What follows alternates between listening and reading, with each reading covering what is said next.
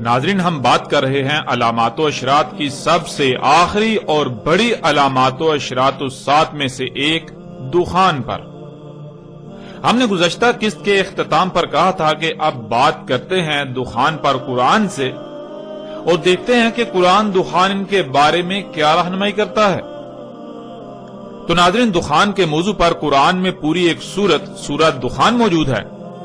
ہم اس پوری سورت پر تفصیل کے ساتھ بات کریں گے انا علینا بیانہ کے تحت جاری سلسلے میں، مگر یہاں ہم سورت الدخان سے اپنے موضوع کے تحت چند آیات کو سامنے رکھتے ہوئے اپنے موضوع کا احاطہ کریں گے تاکہ کم وقت میں اور آسان طریقے سے قرآن سے اس موضوع کی کھل کر وضاحت ہو جائے اور کسی کے لیے بھی کسی قسم کا کوئی شک یا ابہام باقی نہ رہے۔ ناظرین، جیسا کہ ہم پہلے بتا چکے ہیں کہ پوری سورت الدخان پر انا علینا بیانہ کے تحت مفصل اور ہر پہلو سے بات ہوگی، اس لیے ہم سورت الدخان کی شروع کی آیات پر بات نہیں کریں گے، اس کے برعکس سیدھا اپنے موضوع کی طرف آتے ہیں۔ اور اس وقت آپ کو سکرین پر سورت دخان کی آیت نمبر 7 نظر آ رہی ہے۔ رب السماوات والارض وما بینہما ان کنتم موقنین۔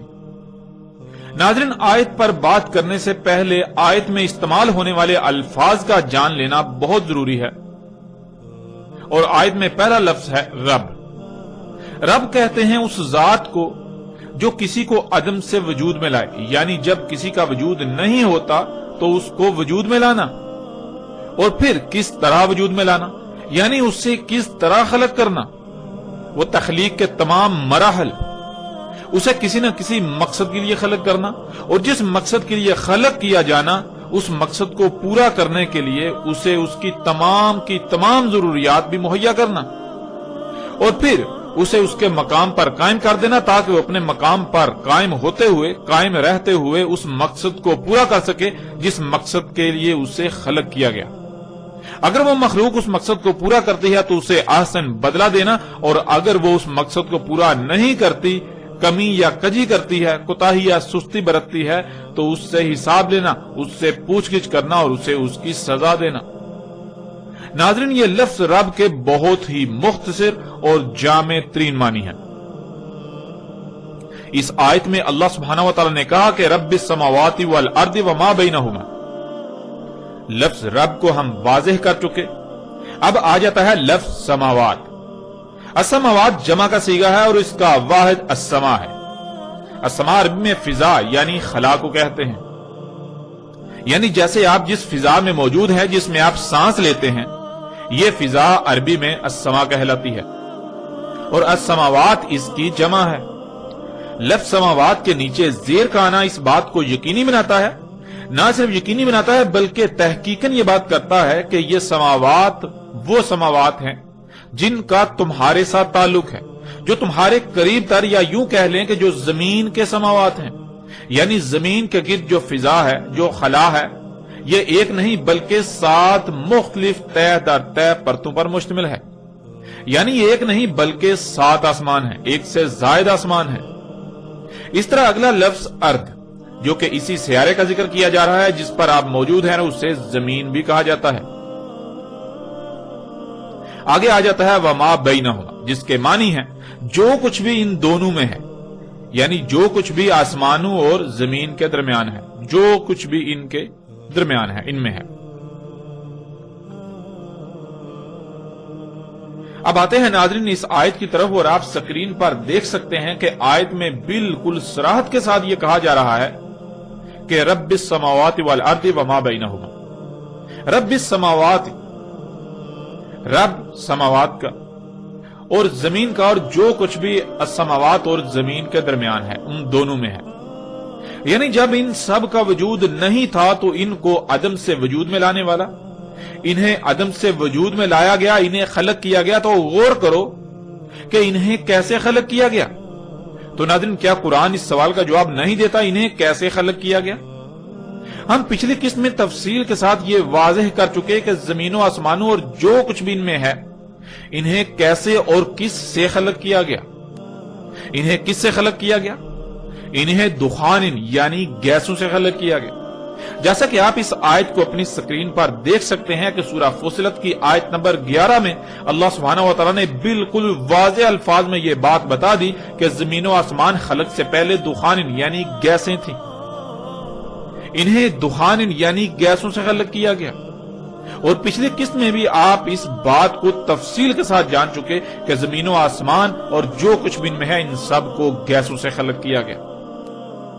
اور پھر ناظرین یہ کہا جا رہا ہے کہ آسمانوں اور زمین اور جو کچھ بھی ان میں ہے سب کے سب کو کسی نہ کسی مقصد کے لیے خلق کیا، اور انہیں کس مقصد کے لیے خلق کیا اس کا علم صرف اور صرف اسی کو ہے جس نے ان سب کو خلق کیا۔ اور پھر ان کی ضروریات کیا ہیں، ان کی مقدار کیا ہے، ان کا معیار کیا ہے، یہ سب بھی صرف اور صرف اسی کو علم ہے جس نے ان سب کو خلق کیا، انہیں وجود عطا کیا۔ وہ مقصد کیسے پورا ہوگا جس مقصد کے لیے انہیں خلق کیا گیا اس کا بھی علم صرف اور صرف اسی کو ہی ہے۔ ان کو کس کس مقام پر قائم کرنا ہے یہ بھی صرف اور صرف اسے ہی علم ہے۔ اس لیے اس نے نہ صرف انہیں وجود دیا یعنی خلق کیا، بلکہ ان سب کو خلق کرنے کے بعد جس مقصد کو پورا کرنے کے لیے انہیں خلق کیا اسے پورا کرنے کے لیے ان کے مقامات پر انہیں لگا دیا۔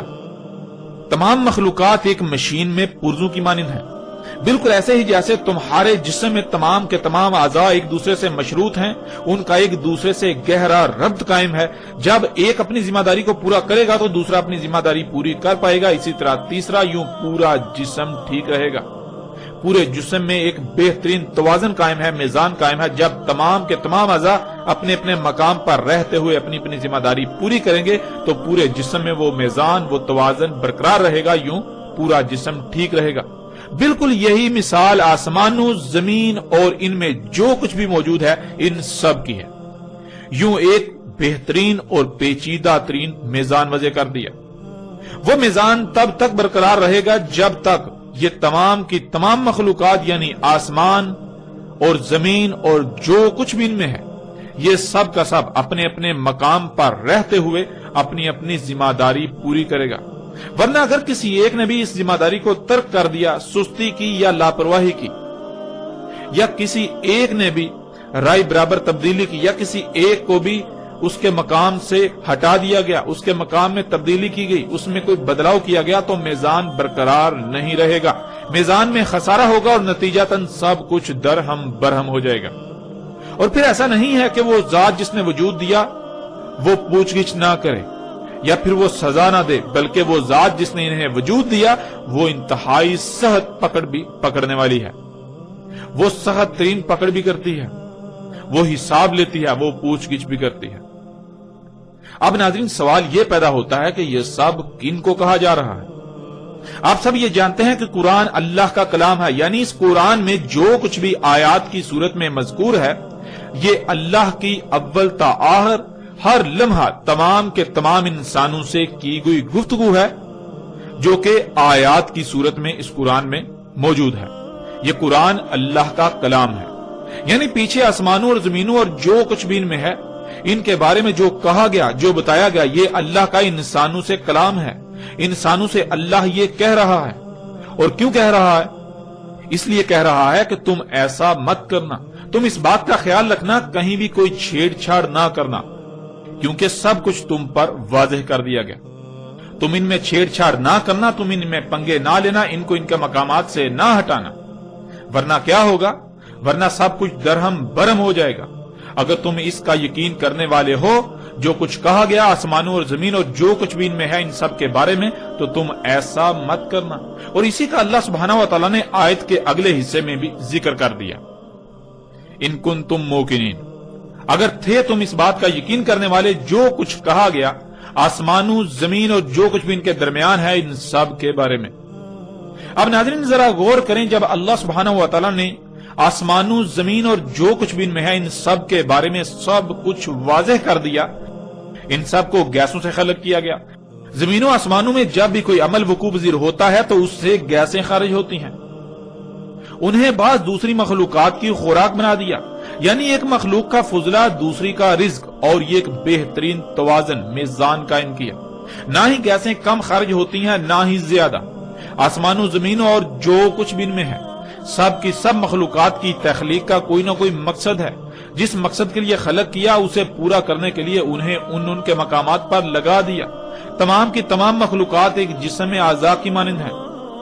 زمین و آسمان بالکل ایک مشین کی مانند ہے، اور ان میں جو کچھ بھی ہے سب کی سب مخلوقات مشین میں موجود پرزوں کی مانند ہیں۔ جیسے جب تک مشین کے تمام پرزے اپنے اپنے مقام پر رہتے ہوئے اپنی اپنی ذمہ داری پوری کریں گے تب تک پوری مشین ٹھیک رہے گی، ورنہ اگر کہیں بھی کوئی کمی، کجی، کوتاہی یا لاپرواہی ہوئی، کسی کا مقام تبدیل ہوا تو یہ میزان برقرار نہیں رہے گا۔ رب نے کہیں پر کوئی کمی، کجی، کوتاہی یا لاپرواہی نہیں کی۔ اس نے سب کچھ پرفیکٹ خلق کیا، کامل خلق کیا۔ ان میں کسی بھی قسم کی کوئی تبدیلی نہیں کی جا سکتی۔ اللہ کی خلق تبدیلی کے متحمل ہے ہی نہیں، اور اگر تبدیلی کی جائے گی تو کیا نتائج نکلیں گے؟ کیا ناظرین یہ سب کچھ واضح نہیں ہو چکا؟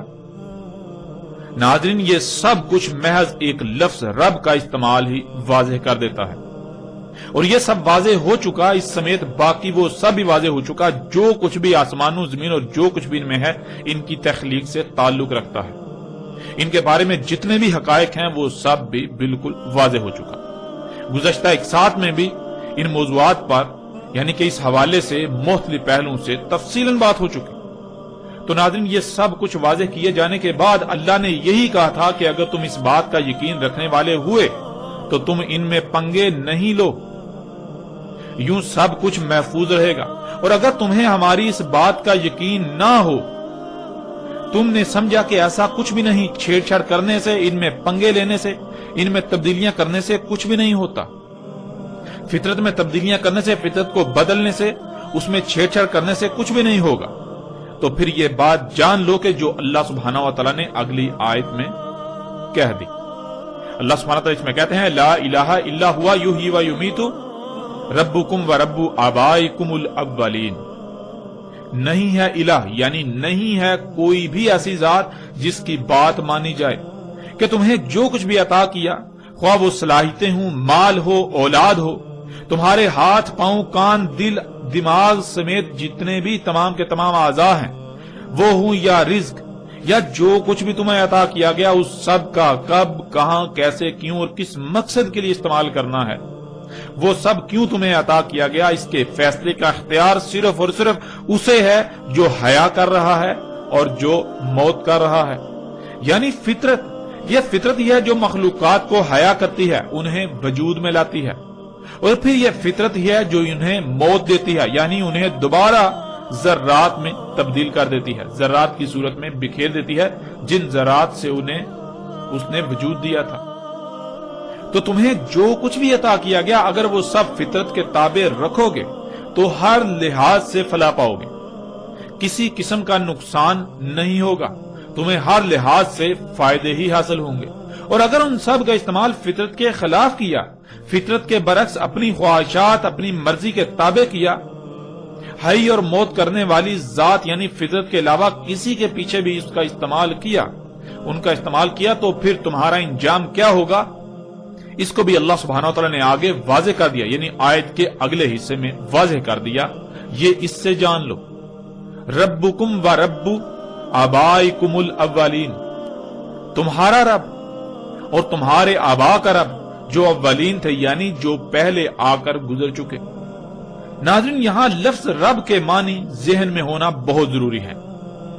تمہارا رب یعنی جب تمہارا وجود نہیں تھا تو جس نے تمہیں وجود دیا، اور پھر کسی نہ کسی مقصد کے لیے وجود دیا، جس مقصد کے لیے وجود دیا سب کچھ واضح کر دیا، جیسا کہ پیچھے سب واضح ہو چکا کہ خواہ کچھ بھی ہو جائے فطرت پر قائم ہونا ہے ہر طرف سے کٹ کر، بالکل یک رخ ہو کر، فطرت میں کوئی تبدیلی نہیں کرنی، فطرت میں کوئی چھیڑ چھاڑ نہیں کرنی، ورنہ تمہارا انجام کیا ہوگا۔ وَرَبُّ آبَائِكُمُ الْأَوَّلِينَ، تمہارے آبا کا رب یعنی جو زمین میں تم سے پہلے آباد تھے، انہیں بھی یہی ذات وجود میں لائی تھی اور ان پر بھی یہ سب واضح کیا تھا، اور انہوں نے کیا کیا اور پھر ان کا انجام کیا ہوا، یہ سب تمہارے سامنے واضح کیا جا چکا۔ ناظرین، کون ہیں آبائکم الاولین؟ ذرا غور کریں، وہ کون لوگ ہیں جو موجودہ قوم سے پہلے زمین پر آباد تھے، جو اس قرآن کے نزول سے پہلے دنیا پر آباد تھے، دنیا سے ہو کر گزر چکے۔ جب آپ غور کریں گے تو آپ کے سامنے دو طرح کے لوگ آئیں گے، آپ کو دو طرح کے لوگ نظر آئیں گے۔ ایک وہ جنہیں قرآن رسول، نبیین، صدیقین، شہداء اور صالحین قرار دیتا ہے، اللہ کے بھیجے گئے رسول اور ان کے ساتھ دینے والے، ان کی اطاعت کرنے والے، اور دوسرے وہ جنہیں قرآن مفسدین قرار دیتا ہے، جو ذلت امیز ہلاکتوں کا شکار ہوئے، قوم نوح، قوم عاد، قوم سمود، قوم لوط، قوم شعیب اور آل فرعون وغیرہ۔ یہی ناظرین اللہ سبحانہ و تعالی یہاں کہہ رہا ہے کہ اب فیصلہ تمہارے اپنے ہاتھ میں ہے، کہ جو کچھ تمہیں آسمانوں، زمین اور جو کچھ بھی ان میں ہے ان کے بارے میں بتایا گیا، اس پر یقین کرتے ہوئے کسی قسم کی کوئی چھیڑ چھاڑ نہیں کرتے، کوئی تبدیلی نہیں کرتے، ان میں پنگے نہیں لیتے، اور ہر طرف سے کٹ کر فطرت پر قائم ہوتے ہوئے اور رسولوں اور ان کے ساتھیوں، نبیین، صدیقین، شہداء اور صالحین میں شامل ہوتے ہو، یا پھر تم بھی حق ہر لحاظ سے کھل جانے کے بعد یقین کرنے کے بجائے یہی کہتے ہو کہ نہیں، زمین و آسمانوں میں پنگے لینے سے کچھ نہیں ہوگا، ان میں تبدیلیاں کرنے سے کچھ نہیں ہوگا، ایسا کچھ نہیں، جو جی میں آئے کرو، جو جی چاہے کرو، اللہ کی آیات میں جو کہ اللہ کی مخلوقات ہیں ان میں چھیڑ چھاڑ کرو، ان کو ان کے مقامات سے ہٹاؤ، ان کو جیسے جی چاہے استعمال کرو، خود خالق بن بیٹھو۔ اس نے ہماری ضروریات کیا تھیں وہ خلق کی ہی نہیں، اگر کی تو اسے علم ہی نہ تھا کہ کیسی خلق ہونی چاہیے تھی، کیسی خلق کی جانی چاہیے تھی، اس نے فرد کر دیا، اس نے نامکمل خلق کی، وہ بھول گیا تھا، اس لیے خود سے اپنی تیز ترین ضروریات خلق کرو، اور پھر یوں زمین و آسمانوں میں پنگے لیتے رہو، کچھ بھی نہیں ہونے والا، ان میں کوئی خرابی نہیں ہونے والی، اور یوں کہتے ہوئے پھر یہی کرو گے۔ اگر ایسا کرتے ہو تو پھر تم اپنے آبا، کون ہے تمہارے آبا؟ تمہارے آبا ہے قوم نوح، قوم عاد، قوم سمود، قوم شعیب، قوم لوط اور آل فرعون، ان کا انجام بھی ذہن نشین کر لو۔ جس طرح وہ عبرت کا نشان بنا دیے گئے، بالکل عین اسی طرح تم بھی تمہارے آبا کی طرح عبرت کا نشان بنا دیے جاؤ گے۔ جیسے انہوں نے آسمانوں، زمین اور جو کچھ بھی ان میں ہے ان میں تبدیلیاں کی، جس سے زمین و آسمانوں میں فساد ہوا اور بالآخر بڑی بڑی تباہیوں کی صورت میں ظاہر ہوا اور وہ ہلاک ہوئے، بالکل وہی تمہارے ساتھ بھی ہوگا۔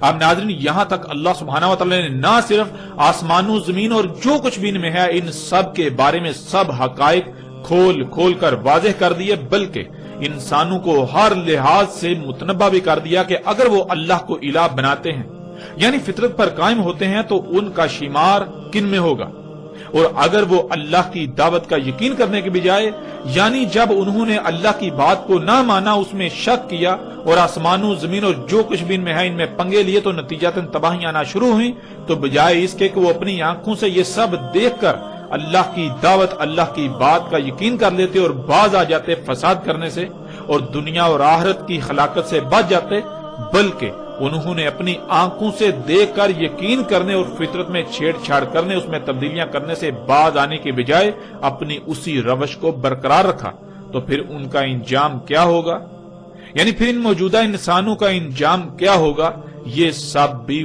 واضح کر دیا۔ ان کا انجام بھی بالکل وہی ہوگا جو ان سے پہلے ان کے آبا کا ہو چکا۔ کون ہیں ان کے آبا؟ قوم نوح، قوم عاد، قوم سمود، قوم شعیب، قوم لوط اور آل فرعون وغیرہ۔ ان سے بالکل مختلف نہ ہوگا، ان کی حالت بھی بالکل انہی کی طرح کی ہوگی، ان کے ساتھ بھی بالکل وہی کیا جائے گا، وہی ہوگا جو ان کے ساتھ ہوا۔ اور ان کے ساتھ کیا ہوا، اللہ سبحانہ و تعالیٰ نے قرآن میں بار بار یہ بات کھول کھول کر واضح کر دی۔ ناظرین، اب یہاں سوال یہ پیدا ہوتا ہے کہ اتنا کچھ واضح ہونے کے باوجود بھی موجودہ قوم یعنی زمین پر آباد موجودہ انسانوں نے کیا کیا؟ آپ غور کریں گے تو آپ پر سب کچھ کھل کر واضح ہو جائے گا۔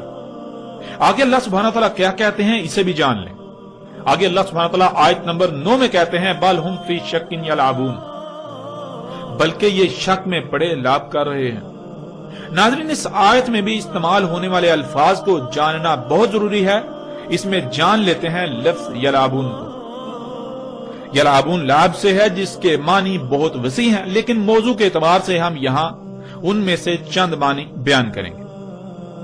किसी शय का गलत इस्तेमाल करना, किसी ऐसे काम में वक्त जाया कर देना जिससे कुछ हासिल ना हो, ऐसे रास्ते पर चलना जिसकी मंजिल वाज़ेह ना हो और जिधर रास्ता नजर आया उधर ही रुख कर लेना, बेमकसद काम के पीछे पड़ना, हसास और नाजुक अशिया और मामलात में छेड़छाड़ करना, फितरत में छेड़छाड़ करके उसे रद्द-ए-अमल पर मजबूर करना, गैर संजीदा होना, खेल कूद फजूल कामों में वक्त का ज़या, किसी शय में गैर संजीदगी से छेड़छाड़ करना जिससे वो खराब हो जाए। नाज़रीन, आयत के शुरू में लफ्ज बल आता है, जो कि अरबी का असूल है।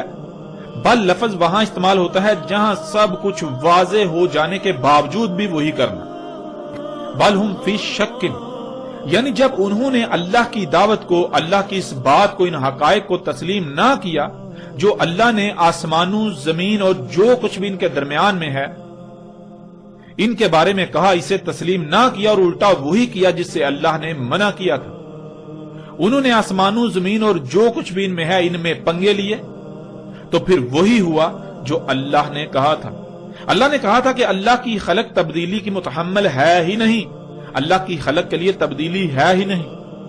अगर उसमें तब्दीली की जाएगी तो उसमें खराबियां हो जाएंगी जो तबाहियों की सूरत में जाहिर होंगी, और तुम उन तबाहियों का शिकार होगे, नुकसान तुम्हारा अपना ही होगा। तो जब इन्होंने इस बात को ना माना और वही किया, अल्लाह की खलक में तब्दीलियां की, उसमें छेड़छाड़ की, फितरत में तब्दीलियां की, फितरत में छेड़छाड़ की, उसमें पंगे लिए, तो फिर वही हुआ कि रद्द-ए-अमल आना शुरू हो गए। छोटे मोटे जल्जले, तूफान, आंधियां, सैलाब, बेवक्त अमवात, बीमारियां और तरह तरह के मसाइब वगैरह। तो बजाय इसके कि ये अब भी यकीन कर लेते, यानी अल्लाह ने जो कहा था इन्होंने ना माना, ना मानते हुए इन्होंने वो पंगे लिए। पंगे लेने के बाद फिर जो अल्लाह ने कहा था वो सच साबित हो गया, इन्होंने अपनी आंखों से देख लिया। आंखों से देख लेना यानी कि यकीन कर लेना। तो आंखों से देख लेने के बावजूद यकीन करने की बजाय, यकीन करके फितरत में छेड़छाड़ करने से बाज आ जाने की बजाय इन्होंने क्या किया? इन्होंने अपनी आंखों से वो सब देखने के बावजूद फिर वही किया, वही करते रहे जिससे अल्लाह ने मना किया। जब सब कुछ इनके सामने आ गया, इनके अमाल के रद्द-ए-अमल के सामने आ गए, तो बजाय इसके कि ये अब भी यकीन कर लेते और फितरत में छेड़छाड़ करने से बाज आ जाते, क्योंकि अब तो ये अपनी आंखों से वो सब देख चुके थे जिसका बार बार अल्लाह ने इनको कहा, अपने रसूलों के जरिए, अपने गुलामों के जरिए। लेकिन इनका मामला यह है कि इन्होंने अपनी आंखों से देख लेने के बाद भी यकीन करने के बजाय बल्कि वही सब कर रहे हैं, वही सब किया और आज भी कर रहे हैं। और क्यों कर रहे हैं? अल्लाह सुब्हानहू व तआला ने इसका भी जवाब आगे दे दिया। हुम फी शक्किन, ये शकूक में है, यानी इनको अभी भी यही लगता है कि हो सकता है कि कल को हम इस मकाम पर पहुंच जाएं कि ये सब हमारे कंट्रोल में आ जाए, ये सब हमारे कंट्रोल में हो जाए, हमारे पास इतनी कुव्वत आ जाए, यानी हम ऐसी इजादात कर लें कि इन तबाहियों को रोकने पर दस्तरस पा लें। और इन शकूक में क्या कर रहे हैं? अल्लाह सुब्हानहू व तआला ने आगे इसका भी जवाब दे दिया। यलअबून, ये ऐसे रास्ते पर चल रहे हैं जिसकी मंजिल का इन्हें इल्म ही नहीं, और इन्हें जिधर रास्ता नजर आता है उधर ही अपना रुख कर लेते हैं। और नाज़रीन, गौर करें कि आज ये सब नहीं हो रहा। तरक्की के नाम पर फसाद करने वाले, जमीनों आसमानों में सब कुछ फसाद ज़दा करने वाले क्या कर रहे हैं? क्या कोई एक भी शय ऐसी है जिन्हें ये इजादात कहते हैं जो बाकायदा मंसूबाबंदी के तहत इन्होंने खलक की? नहीं, बल्कि जो कुछ भी इन्होंने आज तक खलक किया वो सब का सब हादसाती तौर पर खलक हुआ। इनका मकसद, इनका टारगेट कुछ और होता है, लेकिन इन पर फितरत के कुछ और कवानीन खुलते हैं। जो कवानीन और जो छुपी अशिया इन पर ज़ाहिर होती हैं तो ये उन्हीं के पीछे अपना रुख कर लेते हैं। इसी तरह जैसे जैसे जो फितरत के कवानीन और छुपी अशिया इन पर ज़ाहिर होती हैं तो वैसे वैसे ये अपना रुख उधर उधर करते हुए आगे बढ़ते चले जा रहे हैं। ये ऐसे काम में वक्त जाया कर रहे हैं जिससे इन्हें कुछ हासिल नहीं होने वाला। तो नाज़रीन, क्या हकीकत यही नहीं है? اگر آپ تھوڑا سا بھی غور کریں تو آپ پر حقیقت روز روشن کی طرح منکشف ہو جائے گی، اور اب تک تو ہر لحاظ سے حقیقت منکشف ہو جانی چاہیے۔ یہ جو کچھ بھی کر رہے ہیں، کیا انہیں اس سے کچھ حاصل ہوگا سوائے ہلاکت کے؟ پھر آگے ناظرین، بے مقصد کام کے پیچھے پڑنا۔ تو ناظرین، آج انسان جو کچھ بھی کر رہے ہیں، کیا دنیا میں آنے کا مقصد یہی تھا؟ اگر نہیں تو پھر کیا آج پوری دنیا کے انسان مجموعی طور پر بے مقصد کاموں کے پیچھے نہیں پڑے ہوئے؟ اس حوالے سے بھی حقیقت آپ کے سامنے ہے۔ کسی شے کا غلط استعمال کرنا۔ تو ناظرین غور کریں، کیا آج اللہ کی تمام آیات جو کہ مخلوقات ہیں، تمام کی تمام اشیاء کا غلط استعمال نہیں کیا جا رہا؟ انہیں مس یوز نہیں کیا جا رہا؟ اللہ سبحانہ وتعالی نے انہیں جن مقاصد کے لیے استعمال کیا، کیا ان کے خلاف اور مقاصد کے لیے استعمال نہیں کیا جا رہا؟ یہ حقائق بھی آپ کے سامنے ہیں۔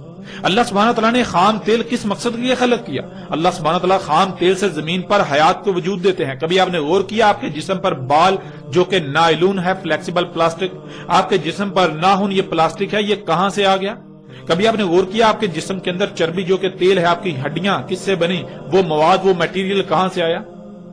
غور کریں، جو آپ کھاتے ہیں آپ اس سے بنے۔ آپ کیا کھاتے ہیں؟ آپ گوشت کہاں سے بنا؟ نباتات سے۔ آپ نباتات، فصلیں، پھل پھول کھاتے ہیں، وہ کہاں سے نکلی؟ زمین سے۔ زمین کے اندر وہ مواد خام صورت میں کہاں موجود ہے؟ زمین کے اندر اس کو اللہ سبحانہ وتعالی نے خام تیل کی صورت میں، جسے اللہ سبحانہ نے قرآن میں بار بار 3 کہا، کالے رنگ کا کیچڑ، وہ زمین کے اندر رکھ دیا۔ تو غور کرے، کیا اس 3 کو، کالے رنگ کے کیچڑ کو جسے آپ آج خام تیل کہتے ہیں، اس کا غلط استعمال نہیں کیا جا رہا؟ اس طرح اللہ سبحانہ نے جو قوتیں اس دنیا میں بچھائی تھیں، جو قوتیں اس زمین کا، دنیا کا نظام چلا رہی ہیں، جنہیں اللہ سبحانہ نے قرآن میں ملائکہ کہا اور آج آپ انہیں سگنلز کا نام دیتے ہیں، کیا ان کا غلط استعمال نہیں کیا جا رہا؟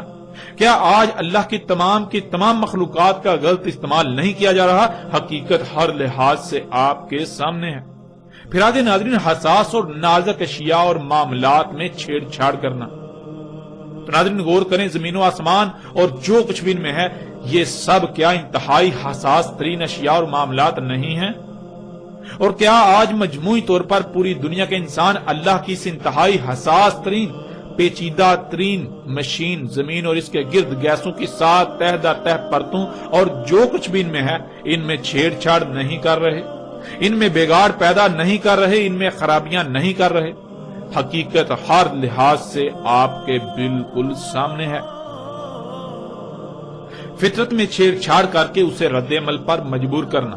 تو ناظرین، کیا آج پوری دنیا کے انسان فطرت میں چھیڑ چھاڑ نہیں کر رہے؟ ذرا غور تو کریں، خود کو ڈاکٹر کہلوانے والے کیا کر رہے ہیں؟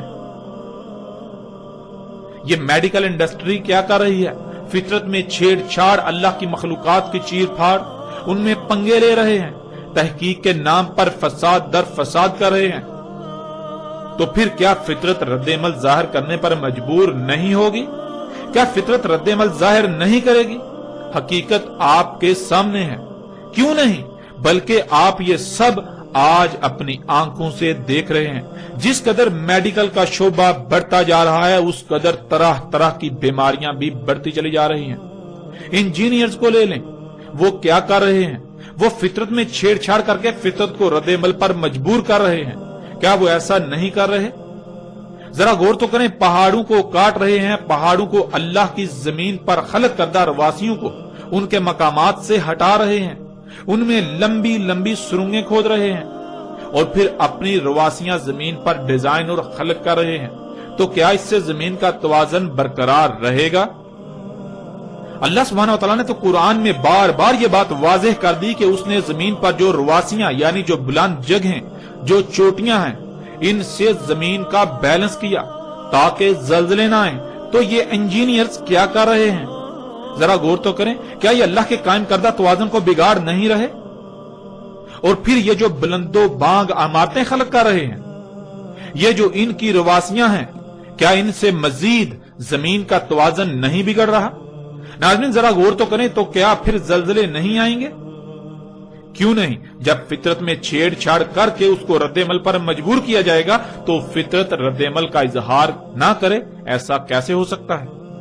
اور کیا یہ سب آج آپ اپنی آنکھوں سے پوری دنیا میں ہوتا ہوا نہیں دیکھ رہے؟ آج یہ سب اپنی آنکھوں سے آپ ہوتا ہوا دیکھ رہے ہیں۔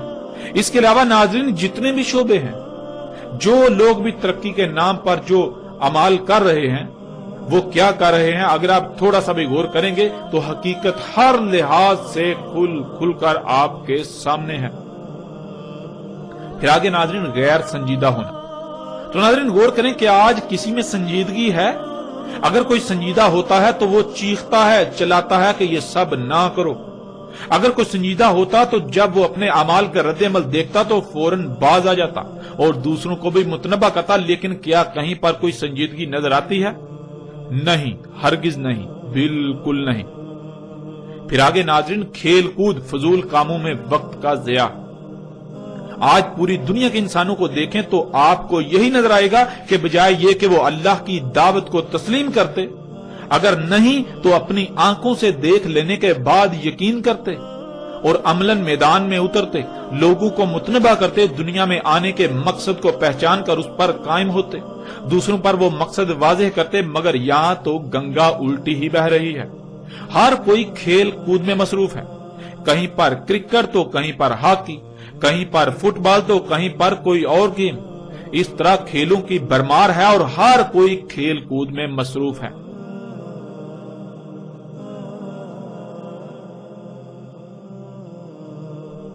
کسی کو رائے برابر بھی احساس نہیں کہ اس کے ان اعمال کا انجام کیا سامنے آنے والا ہے۔ ہر کوئی بے مقصد اور فضول کاموں میں انتہائی قیمتی وقت کو ضائع کرنے میں مصروف ہے۔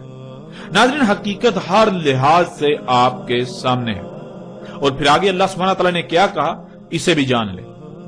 آگے اللہ سبحانہ تعالیٰ سورہ دخان کی آیت نمبر 10 میں کہتے ہیں فَارْتَقِبْ يَوْمَ يَأْتِي السَّمَاءُ بِدُخَانٍ مُبِينٍ، پس انتظار کرو اس یوم کا، آ جائے آسمان کھلم کھلے ہر طرف سے گیسوں کے ساتھ۔ یعنی جب نہ صرف تم پر ہر لحاظ سے حق واضح کر دیا بلکہ تم وہ سب اپنی آنکھوں سے ہوتا ہوا بھی دیکھ چکے، اس کے باوجود تم یلعبون ہی کر رہے ہو، یعنی وہی سب کرتے ہو، فطرت میں چھیڑ چھاڑ کرتے ہو، فطرت میں تبدیلیاں، اللہ کی خلق میں تبدیلیاں، فضول کاموں میں وقت کا ضیاع، فطرت میں پنگے لینے سے جو تمہارے سامنے آیا اسی کے پیچھے ہو لیے، اور ترقی کے نام پر فساد کرتے جا رہے ہو۔ سنجیدگی کی بجائے کھیل کود اور فضول کاموں میں مصروف ہو، دنیا میں آنے کے مقصد کو نہ پہچانا اور اسے پورا نہ کیا، اور یہی سب کرتے رہے اور کر رہے ہو جس سے تمہیں بار بار سختی سے روکا، بار بار سختی سے منع کیا۔ اللہ کی مخلوقات کا مس یوز کر رہے ہو، ان کا غلط استعمال کر رہے ہو جس سے تمہیں بار بار روکا، تو پھر یہ سب ہو کر رہے گا۔ کیا ہو کر رہے گا؟ قریب ہی بہت جلد ایک ایسی مدت آئے گی، ایک ایسا پیریڈ آئے گا، ایسا وقت آئے گا کہ آسمان یعنی وہ فضا جس میں تم سانس لیتے ہو، جس میں تم رہ رہے ہو، وہ ہر طرف سے ہر لحاظ سے گیسوں سے بھر جائے گی۔ اور ناظرین ایسا کیوں نہ ہو، کیا آپ یہ نہیں جان چکے کہ آسمان و زمین اور جو کچھ بھی ان میں ہے ان سب کو اللہ سبحانہ و تعالیٰ نے گیسوں سے خلق کیا؟ جب آپ یہ بات جان چکے اور پھر جب آپ آسمان و زمین اور جو کچھ بھی ان میں ہے ان میں پنگے لیں گے، آپ یہ بات جان چکے کہ ان میں پنگے لیے جائیں گے، ان میں ترقی کے نام پر چھیڑ چھاڑ کی جائے گی، تو پھر کیا گیسیں خارج نہیں ہوں گی؟ کیوں نہیں؟ ضرور، بالکل ضرور خارج ہوں گی، کیونکہ جب یہ سب کچھ گیسوں سے خلق کیا تو جب ان کو کیمیا یا عمل سے گزارا جائے گا، ان میں پنگے لیے جائیں گے، جب کچھ خود سے خلق کیا جائے گا تو ظاہر ہے گیسیں تو خارج ہوں گی۔ ناظرین ذرا غور کریں، جس سواری پر آپ سوار ہوتے ہیں، آپ کے سفر کے ذرائع، کیا وہ طرح طرح کی زہریلی گیسیں خارج نہیں کر رہے؟ آپ کے گھر میں الیکٹرانکس یعنی بجلی کا تمام سامان طرح طرح کی نہ نظر آنے والی انتہائی خطرناک گیسیں خارج نہیں کر رہا؟ وہ آپ کا ٹی وی ہو یا کمپیوٹر، وہ آپ کی فریج ہو یا اے سی، یہاں تک کہ آپ کی جیب یا آپ کے ہاتھ میں موجود موبائل، ہر شے طرح طرح کی زہریلی گیسیں خارج کر رہی ہے۔ آپ جو کچھ بھی استعمال کرتے ہیں، وہ برتن ہوں یا کپڑے، وہ جوتے ہوں یا آپ کی طرح طرح کی رنگ برنگی خوراکیں، خواہ وہ مشروبات ہوں، کیا کبھی آپ نے غور کیا ان کی تخلیق میں؟ جن کارخانوں میں وہ تیار ہوتی ہیں ان سے کس قدر زہریلی گیسیں خارج ہوتی ہیں؟ ان کی تخلیق کے مراحل کیا ہے؟ ان کی تخلیق کے مراحل سے کس قدر زہریلی گیسیں خارج ہو رہی ہیں؟ آپ جتنی بھی مشینیں استعمال کرتے ہیں ان کی چمنیوں میں غور کریں. جن گاڑیوں پر آپ سفر کرتے ہیں، جن ٹرینوں پر آپ سفر کرتے ہیں، جن جہازوں پر آپ سفر کرتے ہیں، وہ سب کی سب اشیاء کیا خارج کر رہی ہیں؟ کیا وہ طرح طرح کی گیسیں خارج نہیں کر رہی؟ ناظرین، حقیقت ہر لحاظ سے آپ کے سامنے ہے.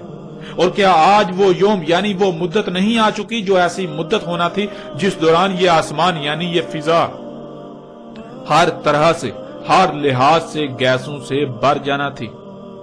ناظرین، حقیقت آپ کے سامنے ہے. آج پوری دنیا ان گیسوں سے بھر چکی. یہ پہلا آسمان جس میں آپ موجود ہیں، جس میں آپ سانس لیتے ہیں، یہ آپ کے اپنے ہی کرتوتوں سے خارج ہونے والی طرح طرح کی زہریلی گیسوں سے بھر چکا. کیا آپ کو یہ سب نظر نہیں آ رہا؟ کیا آپ اندھے ہیں؟ کیا آپ اللہ کے قانون میں اموات ہیں؟ کیا آپ قبروں میں ہیں؟ کیا آپ اللہ کے قانون میں محض چوپائے ہیں؟ ناظرین، غور تو کریں، کیا یہ سب آج آپ کو نظر نہیں آ رہا؟ جبکہ یہ اٹل حقیقت ہے، اس کے باوجود اگر آپ کو نظر نہیں آ رہا تو اللہ سبحانہ وتعالی قرآن میں بار بار ایسوں کو اموات قرار دیتا ہے، ایسوں کو قبروں میں قرار دیتا ہے، ایسوں کو چوپائے یا پھر شر الدواب قرار دیتا ہے. یہ جو چلنے پھرنے والی رینگنے والی مخلوقات ہیں، ان میں سے جو سب سے شر ہیں وہ قرار دیتا ہے، یعنی جن کی وجہ سے زمین و آسمانوں میں سب کو نقصانات، تباہیاں لاحق ہوتی ہیں، جن سے فائدہ حاصل ہونے کی کوئی توقع ہو ہی نہیں سکتی. تو ناظرین، حقیقت کیا ہے؟ آپ غور کریں، آپ کو یہ بھی سمجھ آ جائے گی کہ آپ کا شمار اللہ کے قانون میں کن لوگوں میں ہے، کہاں پر ہے، آپ کہاں کھڑے ہیں. آپ اللہ کے قانون میں حیا ہیں یا پھر آپ اللہ کے قانون میں اموات ہیں، قبر میں ہیں. تو ناظرین، جان لے یہ حقیقت آپ کی آنکھوں کے سامنے ہے، اس کو آپ جھٹلا نہیں سکتے. اگر آپ اسے تسلیم کرنے سے انکار کرتے ہیں تو نقصان آپ کا اپنا ہی ہوگا، کسی دوسرے کا نہیں. آج اگر آپ نہیں تسلیم کرتے اور اپنی سابقہ روش کو برقرار رکھتے ہیں تو جان لیں ان قریب آپ چیخ چیخ کر تسلیم کرنے کا اعلان کریں گے، لیکن تب کوئی نفع نہ دے گا. تب آپ کا ماننا فرعون کے ماننے کی مثل ہوگا. تو ناظرین، بڑھتے ہیں آگے اور دیکھتے ہیں کہ اللہ سبحانہ و تعالیٰ نے سورہ دخان کی اگلی آیت میں کیا کہا. آگے اللہ سبحانہ و تعالیٰ کہتے ہیں سورہ دخان آیت نمبر 11، یغشی الناس ھذا عذاب علیم، جو انسانوں کو ڈھانپ لے گا یہ سزائے علیم ہے، عذاب علیم ہے. اللہ سبحانہ و تعالیٰ نے اس آیت میں یہ بات واضح کر دی کہ جب وہ مدت آئے گی کہ آسمان کھلم کھلا ہر لحاظ سے، ہر طرف سے گیسوں سے بھر جائے گا، یعنی یہ فضا جس میں آپ موجود ہیں یہ گیسوں سے بھر جائے گی، تو کیا ہوگا؟ یغشی الناس، انسانوں کو ڈھانپ لیں گی. یعنی جیسے رات کو اندھیرا چھا جاتا ہے کہ ہر شے کو ڈھانپ لیتا ہے، بالکل ایسے ہی یہ گیسیں انسانوں کو ڈھانپ لیں گی. یہاں یہ بات ذہن میں ہونا بہت ضروری ہے کہ اندھیرے کو انسانی آنکھ دیکھنے کی صلاحیت رکھتی ہے، لیکن انسانی آنکھ تمام کی تمام گیسوں کو دیکھنے کی صلاحیت نہیں رکھتی، ماسوائے صرف چند ایک. اس لیے اس وقت جب وہ مدت آئے گی، وہ پیریڈ آئے گا، تو اس وقت یہ گیسیں ایسے ہی موجود ہوں گی جیسے اندھیرا چھا جاتا ہے، لیکن عام انسانی آنکھ سے نظر نہیں آئیں گی، یعنی اس طرح نظر نہیں آئیں گی. عام انسانی آنکھ سے نظر آنے میں اس طرح نہیں ہوں گی. البتہ اگر ایسا آلہ ہو جس سے ان گیسوں کو دیکھنے کی صلاحیت حاصل ہو جائے تو اس آلے سے آسمان یعنی یہ فضا ایسے ہی نظر آئے گی جیسے کہ اندھیرا چھایا ہوا ہو. یعنی یہ گیسیں اس طرح چھائی ہوئی نظر آئیں گی جیسے اندھیرا چھا جاتا ہے. یعنی جیسے آپ دیکھتے ہیں کہ آج کل سموگ ظاہر ہوتی ہے جو بالکل دھند کی طرح نظر آتی ہے، لیکن وہ دھند نہیں بلکہ یہی گیسیں ہوتی ہیں جو انسانوں کے مفسد اعمال سے خارج ہوئیں، جو محض اس وجہ سے ظاہر ہوتی ہیں کہ جب کوئی کیمیائی عمل ان میں وقوع پذیر ہوتا ہے، یعنی موسم کے اتار چڑھاؤ کی وجہ سے وہ آپس میں جب ان کا اختلاط ہوتا ہے تو ان کا کچھ وقت کے لیے ظہور ہو جاتا ہے. جیسے مثال کے طور پر جب آپ یہ گیسیں اپنی گاڑی یا کسی آپ فیکٹری کی چمنی سے دیکھتے ہیں خارج ہو رہی ہیں، تو جب خارج ہو رہی ہیں تو اس وقت وہ نظر آ رہی ہوتی ہیں، لیکن تھوڑی دیر بعد وہ انویزیبل یعنی کہ نظر آنا بند ہو جاتی ہیں، وہ نظر نہیں آتی. بالکل اسی طرح یہ جسے آپ سموگ کہتے ہیں یہی گیسیں ہیں، اسی طرح اس فضا میں موجود ہیں لیکن نظر نہیں آ رہی. جب ان میں موسم کی وجہ سے کوئی کیمیائی ریاکشن ہوتا ہے، کوئی عمل ہوتا ہے تو اس عمل کے رد عمل میں یہ دوبارہ یہ ظاہر ہو جاتی ہیں. اور یہ کیوں ظاہر ہوتی ہیں؟ جسے آپ سموک کہتے ہیں آج کل، یہ اللہ کی آیات میں سے ہے.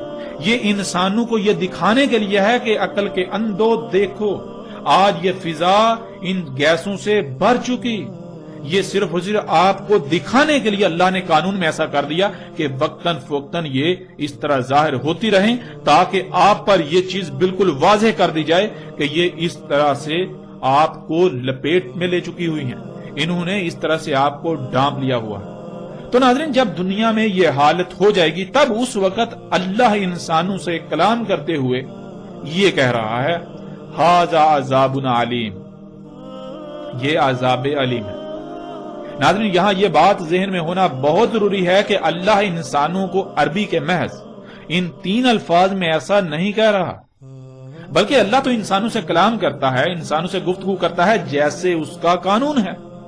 اور اللہ کا قانون یہ ہے کہ اللہ انسان چونکہ بشر ہیں تو انہی میں سے کسی بشر کا انتخاب کرتا ہے، اور اس کے ذریعے سے یعنی اس بشر کے ذریعے سے اللہ انسانوں سے انہی کی زبان میں کلام کرتا ہے، گفتگو کرتا ہے. تو جب دنیا میں یہ وقت آ گیا کہ یہ فضا ہر طرف سے کھلم کھلا گیسوں سے بھر چکی، جو کہ انسانوں کے اپنے ہی مفسد اعمال کی وجہ سے ہوا، اور وہ گیسیں انسانوں کے لیے عذاب علیم یعنی ان کے اپنے ہی مفسد اعمال کی سزا بن جائیں گی، تو اس وقت اللہ اپنے کسی عبد بشر یعنی اپنے کسی غلام بشر کے ذریعے انسانوں سے کھول کھول کر یہ کہہ رہا ہے، انسانوں سے کلام کر رہا ہے کہ یہ تمہارے اپنے ہی برے اعمال کی سزا ہے تمہارے لیے.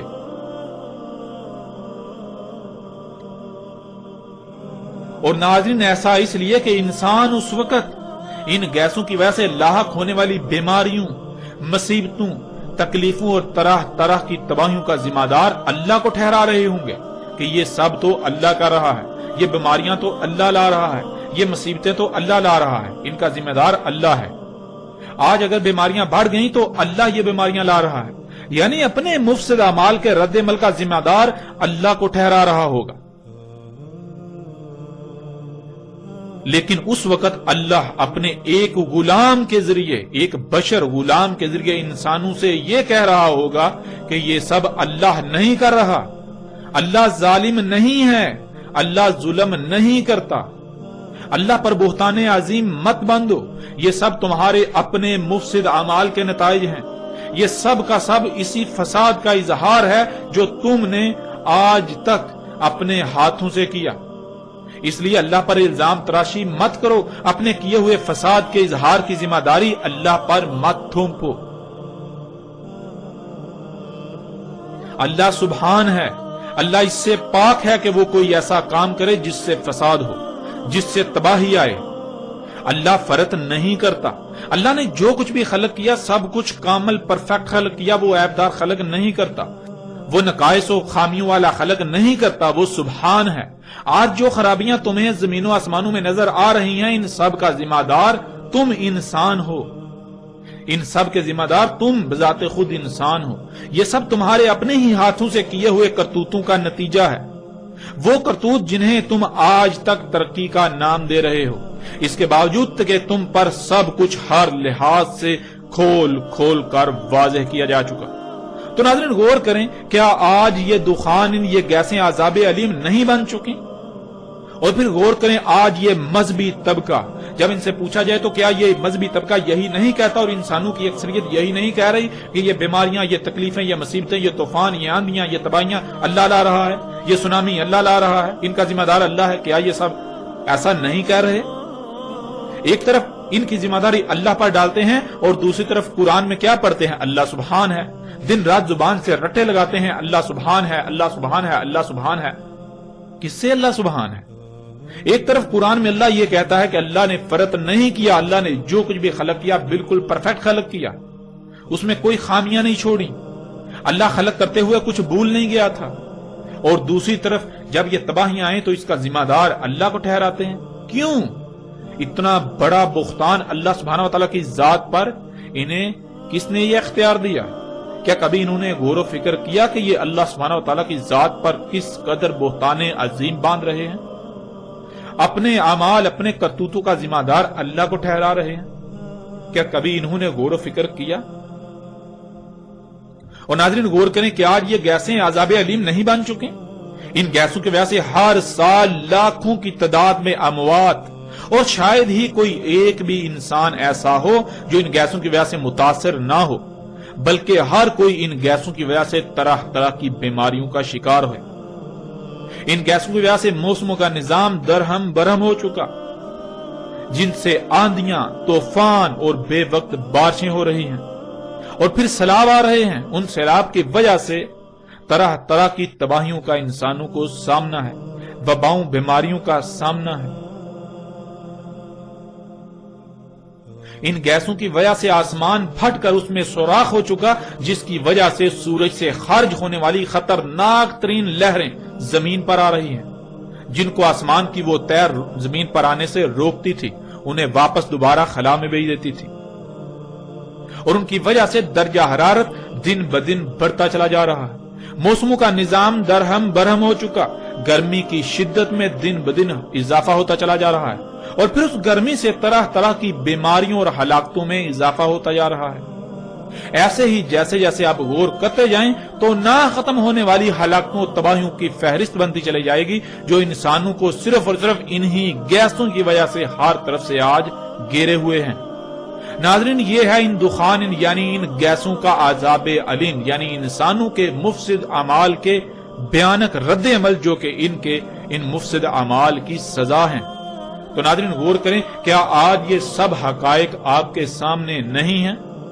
ذرا غور تو کریں۔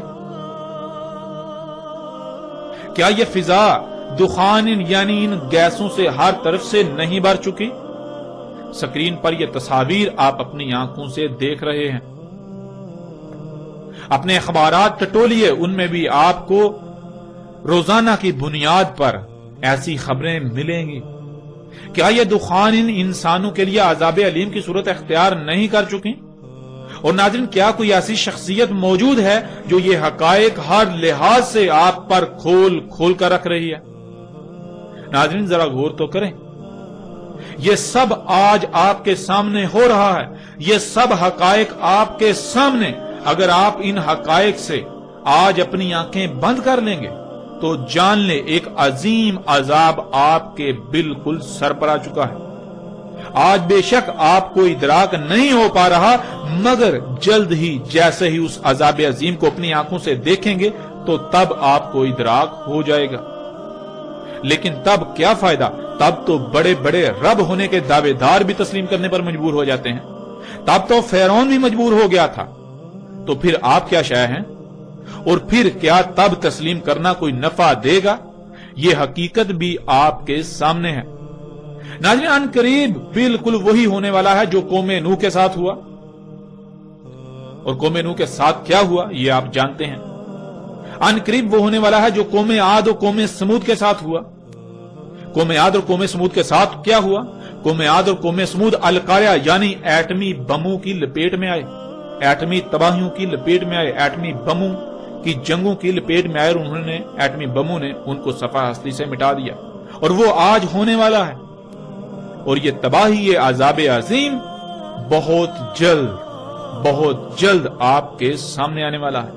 ہلاکت آپ کے سر پر آ چکی، ان قریب آپ اسے اپنی آنکھوں سے دیکھیں گے۔